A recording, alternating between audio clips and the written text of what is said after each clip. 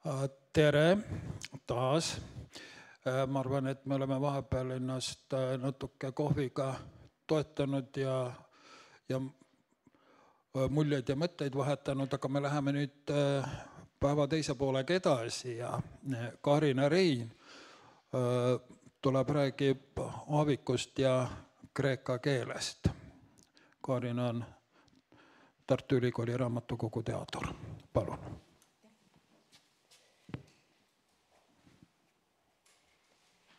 Head kuulajad, käesoleva aasta 30. jaanuaril avati Eesti raamatu aasta ja kuulutati välja ka aasta kirjandusõpetaja, kelleks sai minu 10. klassi klassijuhataja Iivika Hein, kes on pärit Hiiumaalt. Ja Iivika Hein oli esimene, kelle vahendusel mul oli au tutvuda Johannes Aaviku loominguga. Nimelt, ühes oma kirjanduse tunnis luges ta meile ette Aaviku Ruti välimust me siis juba nägime, aga põhiliselt jäi mulle tollal loetust meelde, et haritud inimene, eelkõige haritud naine, peab oskama originaalis Homerost lugeda. Ja need antiikautorid, keda Aavik Ruti jaoks vajaliku lektuurina nimetab, on autorid Aaviku enda maitse järgi. Siit loeb nii mõndagi välja tema enda arusaamade kohta ja essees Rutt nimetatud autoritest on ta mitmete loomingud ka eesti keele tõlkinud. Ma keskendun siinkohal eelkõige kreeka autoritele ja loen kreeka nimed ette tänapäeva eesti keeles kasutataval kujul, aga Ruti lugemust kirjeldava lõigu algus on selline. Ta on tublisti ladina keelt õppinud ja on selles oskuse omandanud, mis nüüdsel vanade keelte kohta unutlikul ajal haruldaseks hakkab jääma. Samuti oskab ta kreeka keelt, ehk küll mitte nii täielikult. Nõnda on ta Homerost, Platonit, Aristotelest, Sofoklest, Lukianost, Uut Testamenti, Longose, Daphneist ja Cloed alguskeelest lugenud. Aavik jätkab Rooma autoritega ja ladina keeles kirjutanud autorite osa on Aavikul siinkohal oluliselt pikem, veelgi pikem kui siin slaidi peal näha ja ulatub antiikajast vara uusaega, täpsemalt 16. sajandisse ehk aega, mil trükiti esimene eestikeelne raamat. Kreekakeelsed tekstid algavad küll varasemast ajast, kui dateerida Homerost 8. sajandisse enne Kristust, aga Rooma impeeriumi aegsest kreeka keelest ja tollastest autoritest Aavik kaugemale liikuda ei soovi. See ilmneb ka tema hilisemates kirjutistes. Kas see on teadmatus või tahtmatus, seda on raske määratleda. Aga kirja pandud kreeka nimedest nähtub, et Aaviku kreeka keele teadmised on mõjutatud mitmetest teistest keeltest. Antud juhul on ta enamuse kreeka nimest kirjutanud nii, nagu need ladina keeles kirjutatakse. Ainult Lukianos on korrektse kreeka lõpuga. Hiljem helistas Aavik varianti Lukiaan, ehk on see siis saksa keele mõju. Samuti oli tal rohkem Homer kasutusel. Sõnapaari kreeka keel kirjutab Aavik esialgu nõrga G-ga, kreeka koguni suure tähega, hiljem see muutus. Aaviku varastest tõlgetest on teada Rooma autori Apuleius romaani Kuldne eesel katke ladina keelest Noor Eesti vihikus aastast 1901, kuid samas vihikus on näha, et ta kavatses algselt justkui tõlkida hoopis Platoni dialoogi Faidon, mis oli üsna ambitsioonikas ettevõtmine. Praegu on sellest olemas Marju Leppaja eestindus. Ja kreekakeelseid fraase kasutab Aavik oma tekstis nii selles Noor Eesti vihikus kui ka hiljem mujalgi. Essee Eesti keel tulevikus algab Heraklituse väljendiga pantarei, kõik voolab. Ladina keele kohta on Johannes Aavik ise kirjutanud, et ta seda hästi valdas. Sama on korranud ka tema õpilased ja sõbrad. Seega ladina keelega on ta justkui stabiilne ja staatiline suhe, ning ladina nimesid kirjutab Aavik algusest peale ühtmoodi, aja jooksul muutusi ei ole.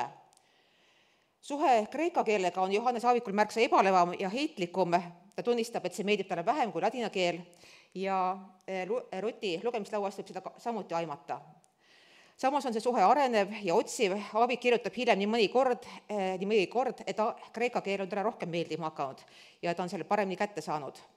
Nii on teeb esimeses osas kirjas, et keeltest tahaks ära õppida veel 3, muinaskreeka, poola ja läti keele. Kreeka keel on siin juba tugeva K-ga.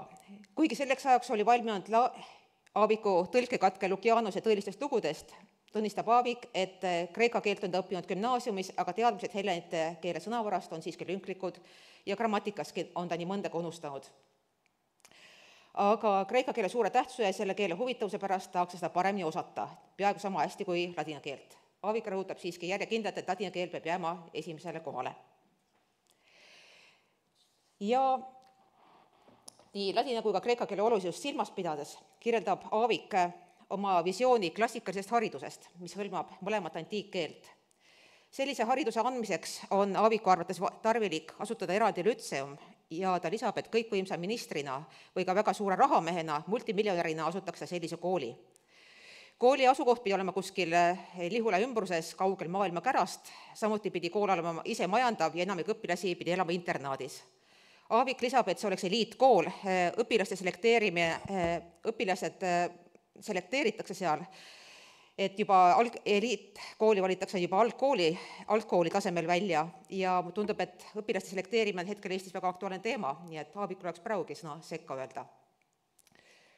Kooli eesmärgiks pidi olema anda üldharidust humanitaarses laadis rõhuga vanadel keeltel, ladina ja kreeka keele tunde pidi olema seal 5–6 tundi nädalas, kumbagi keelt, sama palju kui eesti keele tunde.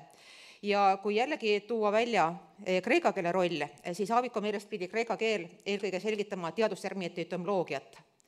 Siin tuleb lisada, et vanade keelte arvelt soovis Aavik selles koolis vähendada nii reaalainete kui ka ajalootundide hulka. Ja kui minna ajas tagasi, siis raamatus keeleuuenduse äärmised võimalused toob Aavik lisaks terminoloogiale muidki näiteid selle kohta, kuidas kreeka keelt keeleuuenduses kasutada ning selle keele arengutest eeskuju võtta. Uute juursõnade saamise allikana toob Aavik lisaks murretele ja sõsarkeeltele kolmandaks välja võõrad keeled, eelkõige antiikkeeled. Kreeka päritolu sõnust esitab Aavik näidetena sõnad idee, muusika, matemaatika, filosoofia, tüüp, müstiline, teater. Ja kreeka päritolu sõnu võiks Aaviku meelest eesti keeles rohkemgi kasutada. Nimelt rõhutab Aavik sünonüümide kasutamise olulisust, mis muudavad keelekasutuse heakõlalise orkestri sarnaseks. Sünonüümid rikastavad keelt ja muudavad selle mitmekülgsemaks ja paindlikumaks, nii nagu orkestris kord üks, kord teine pill sama viisi esitab. Seega ei tule neid karta, vaid igal võimalusel juurde otsida. Ja oma jutu kinnituseks toob Aavik näiteid selle kohta, milliseid sõnu võiksime laenata kreeka keelest. Mõned neist ongi praegu juurdunud, nagu näiteks nostalgia, müoopia, hagiolaatria või oneromantia. Teised sõnad on filomeele, enkefaal, prokseneet, polümorfne, diafaan, kefalalgia, ühteofaag, hüpsofoobia. Võib tähele panna, et viimase sõna on Aavik jätnud sündselt tõlkimata ja eestikeelset vastet pole sõnal kallopüügia ilmselt siiani. Sünonüümid võivad olla ka eri varjundiga. Nagu eelnevast näha, võib kreeka keel sõnumit ka looritada ja selle teema jätkuks tuleb kreeka keel jutuks keeleuuenduse äärmiste võimaluste alajaotuses eufemismid ja pejoratiivid, kus Aavik ütleb, et sama mõiste võib haavavalt mõjuda, olenevalt sellest, millise sõnaga seda väljendatakse, kas eufemismi või pejoratiiviga. Nii on see väga solvav, kui kellegi kohta üteldakse, et ta on lakekoer või lakekauss. Jämekülalt on ka joodik, viisakam on juba alkohoolik, kuna teaduslik, et sõna kreeka tüvest dipsomaan vaevalt tunduks kellelegi haavavana, leiab Aavik. Lisaks sõnavarale toob Aavik kreeka keelte eeskujuks ka muude vormide juures. Nimelt kinnitamaks seda, et ühe sõna erinevad muude vormid võivad olla erijuurelised, seda on siis eritüvelised, on vanakreeka verbid ideaalne näide. Slaidil on toodud verbide kandma ja nägema aktiiv- ja passiivvormid. Aegadest on esindatud olevik, tulevik, aurist ja perfekt. Ühtekokku on kummastki tegusõnast fero ja orao 5 vormi, kõik on erinevatest tüvedest. Ma ise olen harjunud põhivormidega fero, oiso, enenkon ja samuti orao, opsoma ja eidon, nii et tõesti need on erinevad tüved. Aga veel on keeleuuenduse äärmistest võimalustest kreeka keelest juttu keelte taaselustamise raames. Aavik väidab, et kirjakeeles on võimalik ellu viia teadlikult kavatsetud muutusi ja täiendusi. Siinkohal soovitab Aavik eriti eeskuju võtta uuskreeka kirjakeelest, just nimelt kirjakeelest, mitte kõnekeelest. Mis Aavikule imponeerib, on see, et kreekas on tema väitel tahetud kirjakeelt elava keele kiuste teadlikult ümber teha. see tähendab püütud Vana-Kreeka keelt taaselustada ja Aaviku väitel edukalt, kuigi kirja ja lihtrahva kõnekeele vahele on tekkinud määratu suur lõhe. Tegelikkuses ei olnud kõnekeel vaid lihtrahva keel, nagu Aavik väidab. Ka enamus 19.–20. sajandi Kreeka kirjanikke eelistas loomingus ikkagi kõnekeelt, kuigi nad paljuski pendeldasid kahe keele vahel. Et see keele taaselustamine Kreekas ikkagi nii hästi ei õnnestunud, nagu Aavik endale ette kujutas. Kui vastuseis kunstlikule keelele oli väga suur ja ma arvan, et Aaviku keeleuuendust ei ole ilmselt kunagi nii palju vihatud, nagu kreeklased vihkasid oma kunagist kirjakeelt, mis Aaviku meelest ilus oli. Aga Aavik laidab ka uuskreeka keele hääldust ja usub, et Uue Testamendi kirjapandiku ajal oli ka kreeka keele hääldamine veel teistsugune. Ilmselt see siiski niimoodi ei olnud, nagu Aavik ära toob. Ja Aavik siis võrdleb uuskreeka keelt koineega, et ta toob sellise võrdluse, et praegune uuskreekaline rahvakeel on nagu armetu ja labane üürikasarm toreda ja peene arhitektuuriga katedraali kõrval. Aga kui vaadata medali teist külge, siis raamatus 20 Euroopa keelt, mis ilmus aastal 1933, selles raamatus ei ole Aavikul kreeka keelt loetelus üldse, see kuulub alajaotusesse muud keeled koos vene, bulgaaria ja serbia keelega. Mainitakse vaid üldistavalt päris nimesid, mida Aaviku sõnul tuleb meil kirjutada ladina tähestikuga nii täpselt, kui see sellega on võimalik või traditsiooniks saanud. Minu andmetel on Aavik kreeka keelest tõlkinud 2 ulatuslikumat katkendit, no üks on isegi tervikteos tegelikult, kõigepealt katkendi Lukianuse ulmeromaanist Tõelised lood, mille tõlkimist ta kirjeldab oma päevaraamatus aastal 1925 ja Uuest Testamendist Johannese ilmutuse aastal 1941, mis on osaliselt ka avaldatud, kõigepealt ajakirjas Mana ja hiljem ajakirjas Akadeemia. Lukianuse tõlge pidi ilmuma koos Petroniuse ja Apuleiuse esindustega hirmu ja õuduse juttude 27. vihikus ning Aaviku Lukianuse vahendus on minu meelest üks tema parimaid tõlkeid ja huvitav kindlasti ka selle poolest, et see siiani ei ole eesti keeles ilmunud. Mitte ainult Aaviku tõlg, vaid üleüldse Lukianuse see teos ei ole eesti keeles ilmunud. Kuigi tõlke käsikirju on mitmete tõlkete sulest. Parandusi on Aaviku tekstis palju, nagu näha, alguse oli ta juhtumusrikas ja see on asendatud seiklusrikkaga. Autori nimi on nüüd Lukian, kommentaaris on ka kreeka nimekuju Lukianos ära toodud. Ja piibli tõlkimisega olid Aavikul suured plaanid, kuid laiemalt on see vaid ilmutusraamatu tõlge, mis tema sulest ilmus. Ja Aavik on seda ka pikalt kommenteerinud. Johannese ilmutuse kohta ütleb Aavik, et see lummastada juba lapseeas, aga Vene kommunistliku okupatsiooni ajal 1941. aastal võttis ta selle töö viimaks tõsiselt käsile. Ühestki teisest Aaviku antiigitõlkest ei olegi nii palju materjali kui sellest. Ja siin on siis käsikirjaline algus sellest tõlkest. See on ka siis masinakirjalisena olemas, siin on siis parandustega variant näha nii käsikirjas kui ka masinkirjas. Ja sõnu kirjutas Aavik välja põhiliselt saksa vastetega, üksikud eestikeelsed vasted on seal ka, aga Ideepes annab Aavik teada, et ta on esimese ringi tõlkele peale teinud, aga leiab, et on vaja teha päris mitmed eestikeelsed tüvisõnad puuduvate sõnade kohta, millest tal jäid lüngad tõlkesse. Siin ta siis on need ära toonud ja siin ka ta lisab tihtilugu saksakeelsed tõlked. Ja kui alustatud sai Homerosega ja Rutiga, siis tegelikult Homerosega ja tema arheailise keelega Aavik eriti ei tegelenud, täpsemalt tegelikult ma ei teagi, et oleks tegelenud, ta küll on kiitnud aeg-ajalt tema keelt, aga ise ta tõlkinud või midagi rohkemat selle kohta öelnud ei ole. Samuti ei ole teada, et Aavik oleks kreeka keelt õpetanud. Aja jooksul Aaviku suhe kreeka keelega muutus ja ka väljendi kreeka keele eestikeelne kuju ja kreeka nimede kirjutamine muutus tema loomingus. Nii et võib-olla see kreeka keel oli Aaviku enda jaoks elukestev ülikooli õpe. Nii et võiks teha järgmised järeldused Aaviku suhtest kreeka keelega. Kreeka keelega tegeles Johannes Aavik aastakümneid, seejuures tõusude mõõnadega, ja tema jaoks kreeka keel oli, vana-kreeka keel just, oluline klassikalise hariduse osa.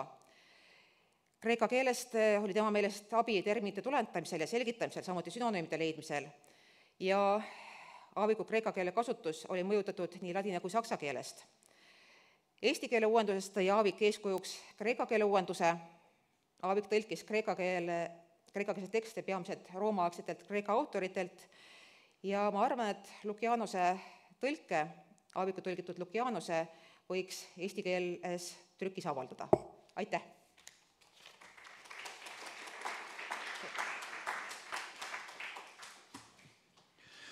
Aitäh, Kaarina. Kas on küsimusi?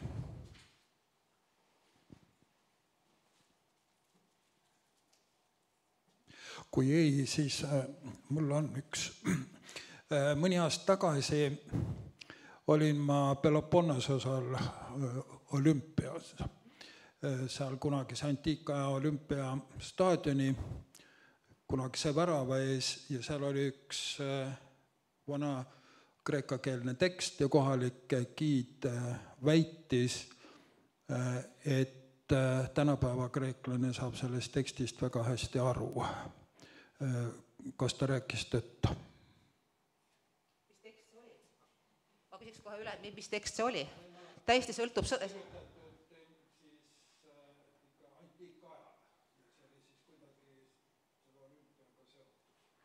täiesti sõltub sõnadest, kui aus olla. Mõned sõnad tõesti on väga sarnased ja võib vabalt ka saada tänapäeva kreeklane aru. Homerosest nii kergesti ei saa. Võib saada, aga on ka juhtunud seda, et sõnade tähendust on muutunud ja tänapäeva kreeklane saabki teisiti aru. Nii et see sõltub nagu tõesti konkreetsest sellest tekstist, ma ei oska praegu kommenteerida. Võib saada, aga võib ka mitte. Mõlemad variandid on võimalikud.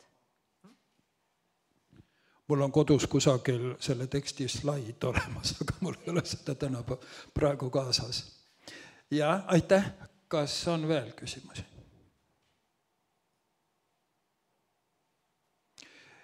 Kui ei, siis annan sõna Peebule.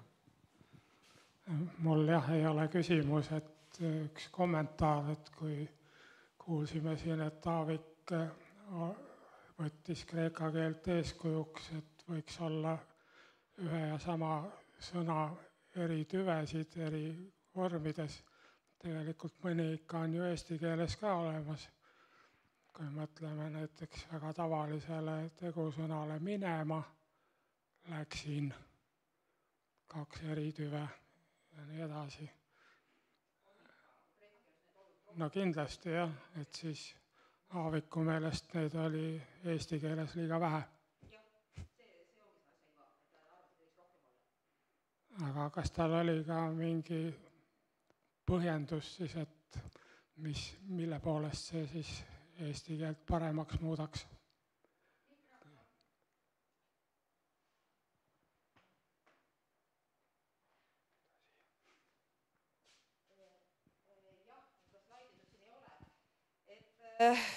Muudaks see keelt kindlasti rikkamaks. Tähendab, ta selle näite tõi sellena, et neid erinevaid tüvesid tema meelest ei ole raske ära õppida, kuigi palju ta võivad teisiti arvata.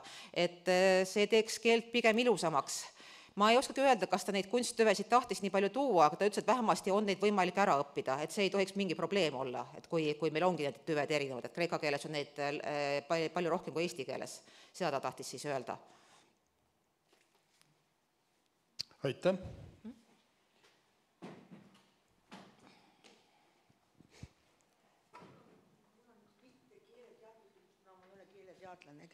Aga kuna ma kasutan keelt kirjutamisel, mind huvitab see, et mis aastaks siis see eesti keel jõudis juba umbes niisuguseks keeleks, nagu me praegu räägime. Kui palju, see võttis kaua aega, nagu ma aru saan. Aga see keel muutub ju kogu aeg, et mis mõttes, nagu me praegu räägime? Kas praegu räägime või kirjutame või...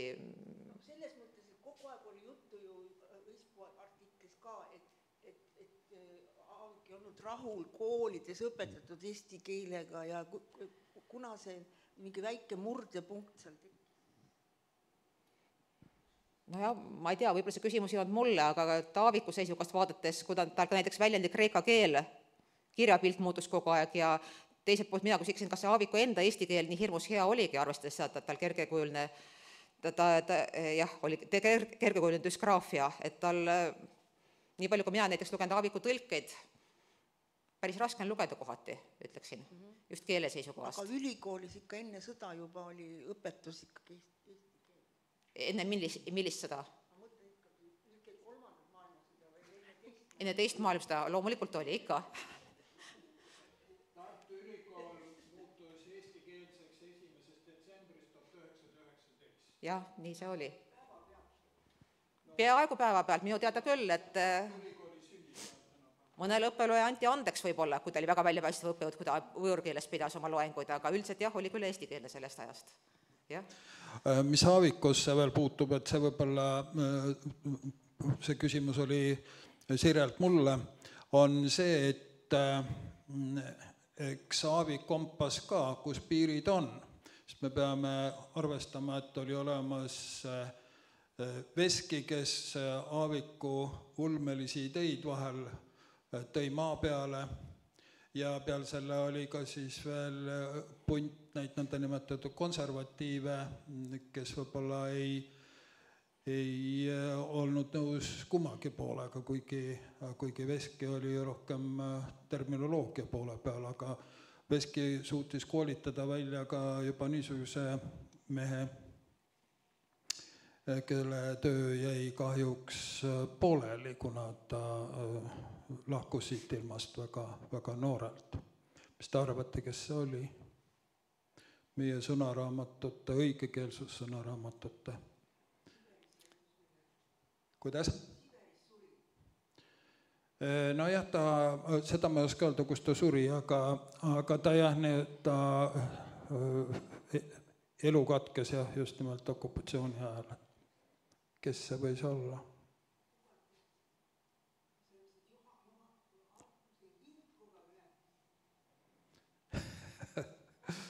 Olgu peale. No igal juhul Aavik oli väga nõudlik õpetaja ja ma arvan, et tema valulävi oli suurem kui, kuidas öelda, gümnaasiumi reaõpetajal. Aga ta jah ei arvestanud võib-olla seda, et need puudused, mis gümnaasiumis ilmnesid, need pärinesid algkoolist, algkooli emakeeleõpetusest, aga sellele Aavik ei andnud hinnangut ja nagu märkisin, ta õigesti tegi. Võib-olla tänapäeval peaks ka vahel arvestama, et kui sõnavõtja päris pädev oled, siis ta jätab arvamuse endale või ei serveeri seda, kuidas öelda, reegli või seaduspärane ja Aavik jah, algkooli emakeeleõpetuse kallal ei läinud, kuigi need gümnaasiumi hädad olid just sealt pärit. Aga tema vaated muutusid ka, nii et kuigi ta 30. aastate alguses veel või 1930 oli viimane näide sellest tema emakeele teemalistest artiklitest, siis hiljem juba haridusministeeriumis töötades, või see oli täpne nimetus Haridus- ja Sotsiaalministeerium, siis seal oli tal kindlasti sellest tegevõpetaja kogemusest kasu. Aga see, et Aavik oleks nüüd kogu aeg olnud ühel meelel, ta arenes ise ka kogu aeg edasi. Ja täpselt sama asi, ma arvan, on kõigi keeltega, et isegi esperantosse tuleb uusi sõnu juurde, kuigi seda keegi emakeelena ei kõnele. Et jah, aga kreeka keele kohta ma ei oska midagi öelda. Ma küsiks ainult, et kas on andmeid, kas mõnes Eesti gümnaasiumis õpetatakse kreeka keelt näiteks valikainena? Kas Õismäe humanitaargümnaasiumis enam ei õpetata? Varem ei õpetati? Enam ei õpetata, aga ladina keel on veel alles, kuigi 6 kursuse asemel on seda nüüd 3. Aha. Ma olen Saaremaa gümnaasiumis natukene üritanud õpetada. Kreeka keelt? Jah. No siis on. see on väga hea uudis. Aitäh!